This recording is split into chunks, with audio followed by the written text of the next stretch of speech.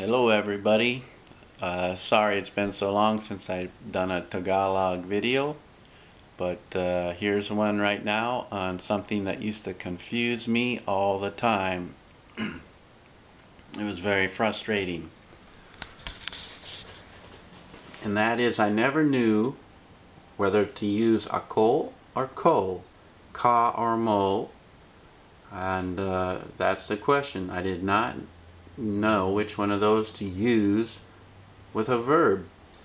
So I was taking verbs, mag verbs, mang verbs, and mixing them up with ko and mo. So the basic rule is, if you're using an active verb, which are the mag, and mang verbs, like bumili, umalis, things like that, and then all the different mag verbs, you're going to use ang actors. And here's the ang actors.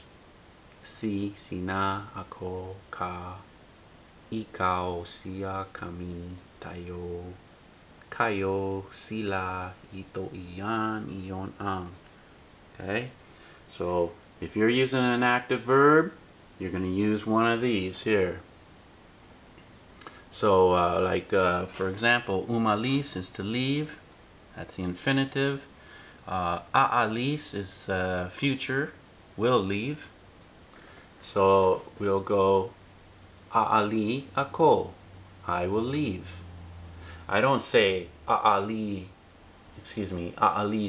ko, because aalis is part of a verb, and I don't use these passive nang actors with verbs. I use ang actors because these are active verbs. Mag, mang verbs take these actors. So I say or aalis siya, he will leave. Aalis sila, they will leave, etc. Aalis ka, you will leave. But if I got an in verb, such as alisin, to remove, and the future of that is aalisin. Now that's an in verb. And in verbs, I verbs, on verbs, those are passive verbs, and they all take nang actors. Okay? Now first of all, I should have said this. These are prefixes, or not always prefixes. Sometimes they're embedded in the word. But if the verb takes these affixes, if these are in the verb, it becomes a passive verb, and it's going to take nang actors. If the or mag or mang is added to the root of the verb, then it's an active verb. Then you go down this list, take the ang actors. If you're adding these affixes, then it becomes passive verb, and you're going to take the nang actors, and here they are. Ko or ni, niña, ko, mo, niño, niya, namin, etc. And you can look in a Tagalog book or on the net and find these lists of what is a nang actor and what is an ang actor. Okay? So that should keep you from getting confused. Mag, mang verb, then you're going to use one of these. If you're using a passive in, an verb, you're going to use one of these actors. Okay? So you'll never again say bibili, which is like bumili, right, to buy. You'll never say bibili ko. You'll never do that again, because you know that bumili or bibili, which is part of bumili, which is an verb, takes ang actors. So you can't go bumili or bibili ko, because you're crossing an active verb with a passive actor. It ain't gonna work. Alright? So learn these passive verb nang actors. And anytime you're using one of those passive verbs, then you'll use that. Use it. Let's see what I got here. Now here's bumili. Bumili ang kaibigan ko ng ticket. Just wanted to say a little bit about the difference between these active verbs and passive verbs. As you can see, an active verb, active voice verbs tend to answer like who bought something, okay? They switch the emphasis to answer who bought it. That's more of their focus. So up here, bumili, remember, bumili is an verb, part of the active verbs.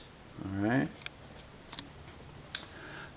So bumili ang kaibigan ko ng ticket. Now, I don't want you to get mixed up here with this ko, because this used to throw me off too. I'd say, well, ko is a passive pronoun. What's going on here? In this case, ko is a possessive pronoun, okay?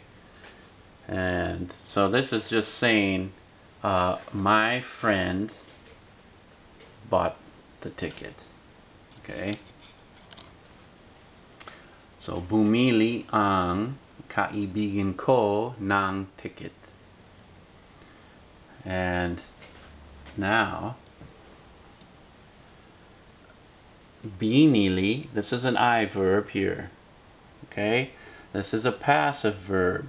This tends to answer the question of let's see if this will show up. It tends to answer a question of like what was bought. So the it's more of puts the focus on what was bought.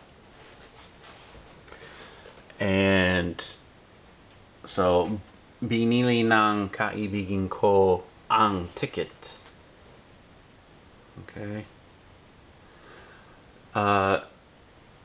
Something else I wanted to say is sometimes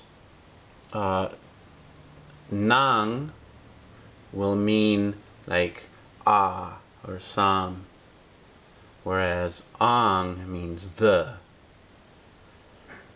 Okay, so it'd be like ang ticket is the ticket, nang ticket is a ticket.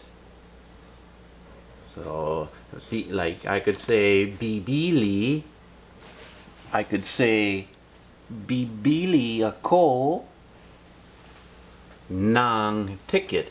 That means I will buy a ticket.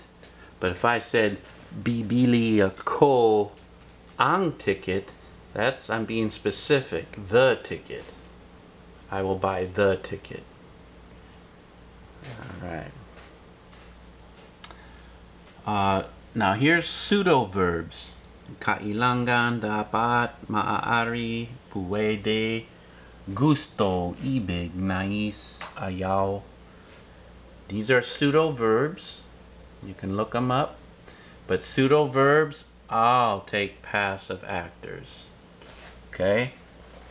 All of these will take these actors.